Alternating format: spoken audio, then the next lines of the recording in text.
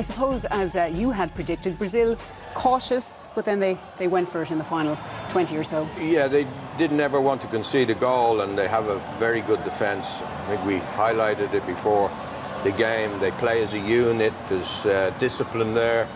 So they took their time, and when you have a bench like they've got, and fatigue comes into it the last 30, 25 minutes, you can put these guys on. He put Rodrigo on at half-time, at the start of the second half. Guimaraes came on for Fred, and I thought he improved their midfield tremendously. And then they had Martinelli, Jesus and Anthony to come on at the end. And they were hanging on. And if it wasn't for Akanji in the Swiss defence, I think Brazil would have won 3. So I was quite impressed, but they took their time. They took their time. All about the personnel, though, isn't it, Rich, that they have?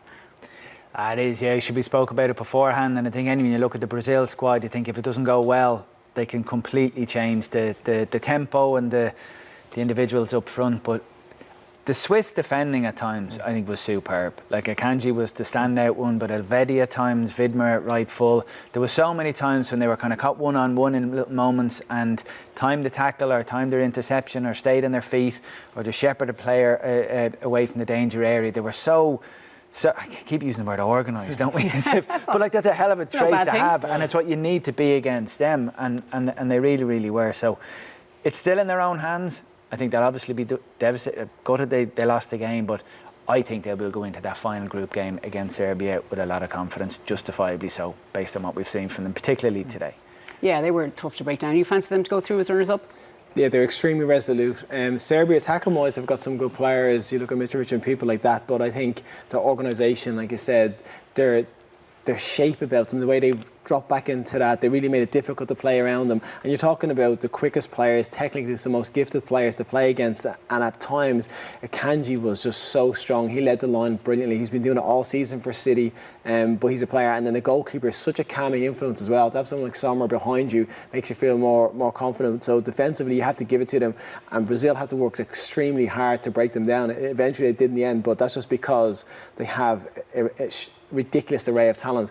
But they also have a manager that is willing to change it, which I think is huge, because you have a lot of managers that aren't so quick to make changes and put players on and feel like you could have all those players on the bench, but if you don't use them, what's the point? He was so happy to get them on, change the tempo, and when they came on, they all made a difference, and that was huge. Yeah, on the evidence of 2 outings, so Liam, do you see Brazil in the final on December 18th, and do you see him lifting the trophy? A bit early for that yet. A bit early for that. Obviously, they've got to see if Neymar gets back fit. He's another plus for them if he comes back. I was impressed by the defence as well again tonight. And, you know, going back to the last World Cup, was it the last World Cup? They weren't good defensively, and the defence in Brazil, when they were the host nation, was all over the place. They lost one game, 7 to Germany. You know, this is a disciplined defence. Militao come in at right back. He wasn't ever going to get forward, and perhaps that stopped Brazil being the free-flowing side that we like to watch. But he's a tremendous defender, so they've got strength everywhere. But I would say that I think Fred's a weakness, and I wouldn't have him in the team. Aside from Fred, he was a highlight. It's very hard to go through their team and pick out an extreme weakness in it. Like, you're looking and you think they've got strength and depth in every position, and then when you have defenders that you know when they're put up to it they can defend, and on top of that the defenders get wrong, you've got a goalkeeper, like arguably 2 of the best goalkeepers in the world football, one sitting on the bench, one's in. It makes it very hard to look past them through the squad, and you kind of feel the only team that have got that are France, really. But I would say, Stephen, though, that the Swiss didn't have much to offer up front, so we haven't seen them play a team with good offence so far. Yeah, okay. I mean, the one thing you could say, maybe Thiago Silva with his age and lack of pace, but he's got Casemiro sitting in front of him, and he's got full-backs who don't bomb on, who'll tuck. Exactly, and you could put Militao in that position if you're coming against someone that you know he's... You know, they're excellent, I think. OK, let's get to the goal, though, Stephen. We waited a while for it, but it did come in the 83rd minute, and it was worth waiting for. Yeah, and I suppose when you look at all the talent they have on the pitch, it's probably come from one of the most unlikely of sources in Casemiro, but it's a fantastic goal, great strike. Brazil have been very comfortable possession, keeping the ball really well, moving it around, and so often getting out to Vinicius, these players. But this little flick around the corner, and Casemiro, he hits it, he catches it on the volley. It's such a sweet strike. Akanji is extremely unlucky because it takes a deflection off and then fires into that far corner, giving Sommer no chance.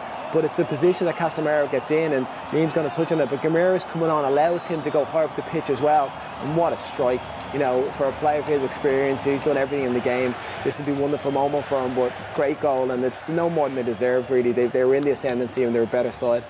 Yeah, and it came after the previous effort was ruled offside. Richie, take us through this. Yeah, in fairness, I don't think we were the only three who looked at this and were unsure as to why it was ruled out initially, but it is a correct decision with the automated technology now. They're not going to get a decision like this wrong. The element of fortune and how the chance came about, there was a couple of kind of 50-50s, and Brazilian just had a little bit more hunger to get to the ball just ahead of the Swiss here, and then it's just a lunging tackle from Elvedi. Again, one of the rare moments they were caught out of position and mistimed the challenge, but we can see here, the Charlatan is in an offside position and then comes back to win the ball and knock it around the defender. So he's in offside position, he's involved in the play, no question at all about the decision from the referee. Tidy finish from Vinicius Junior from there, but this is it. There's no dispute on these things anymore.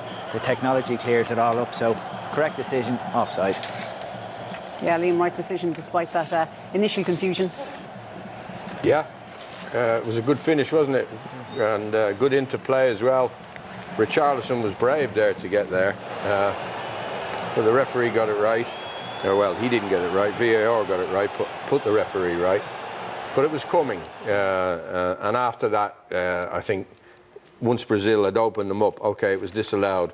But I think they fancied their chances then, and they start throwing everything at the Swiss defence. It was the same as their opening game, wasn't it? Once they got the goal, or once they got in kind of commanding position, they just started to open their legs up a little bit, and you just think there's more here for them. You almost feel like they felt the grief that didn't go for them, so they kicked on again. Yeah.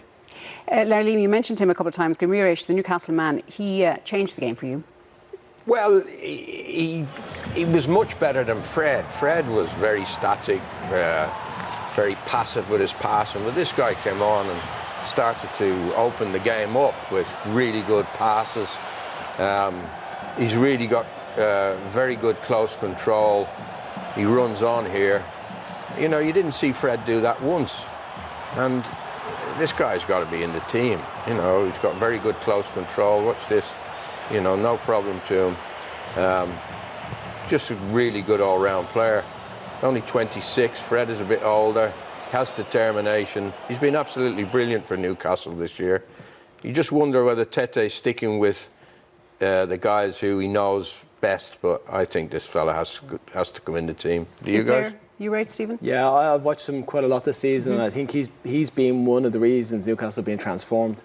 And I think since he's come to this team, and it's weird, the manager is very loyal, he has been loyal, but again, it shows that the growth, he's able to spot something in a game and change it, and realise that he's a player that can come and make things happen. But it's his availability. He's always looking for the ball off the defenders, off the midfielders, and he finds really great positions all the time. I think he's been sensational this season, and he came and made a huge difference today. I think he's a better partner for Casemiro than Fred.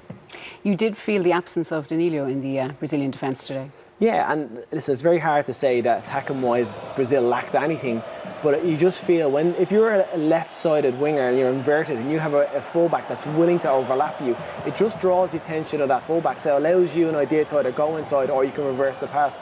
Militao, who is, don't get me wrong, he's a wonderful defender. He operates mostly as a centre-back. So in the times when Anthony or was Rafinha was getting the ball, there was a real lack of an overlapping, which is, listen, you're looking in the stand, you're seeing pictures of Cafu and players like that. And that's what Brazil have done for years and years, getting their full-backs forward, joining in the games. And it just creates an uncertainty. If you're the opposing full-back, you take one step, they can go inside. You go to the man and it's thrown past you. And I just think that was something lacking in Brazil's attacking force. They were doubling up on the wingers, weren't they? Massively, the full-backs and the midfield player were doubling up on the wingers. So if you get a full-back that's overlapping, then it's a one-on-one situation. And they didn't get so many of those because Brazil were cautious. It adds, though, to how solid Brazil are, because what you gain when you have an attacking fullback is you can create havoc up front, but then on the off chance that you break against them quite quickly, there's a space there you can vacate and attack. And if you don't have a fullback who goes, the space isn't vacated and you just retain your solidity.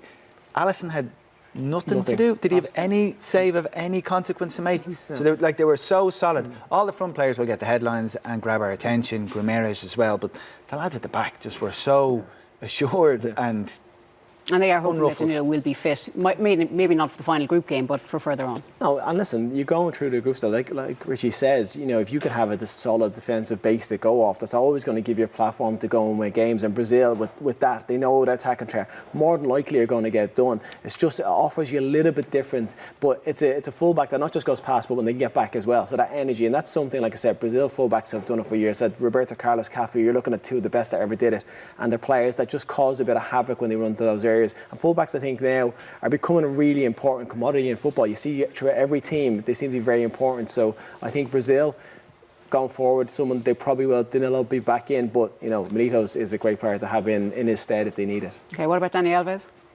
I think he might be past his best. I think at this stage he's 39. Listen, he's the most decorated footballer in history. He could get forward. Why do you think they brought? Why did they bring him? So he's had injury issues, and he's 39. Don't want to be totally ageist, but that massively matters. And then you think if he's a fullback, and the first choice fullback is unavailable, and he's overlooked. So did they not there for nothing, did they surely, bring though. someone Yeah. on the off chance that they needed a third choice right back?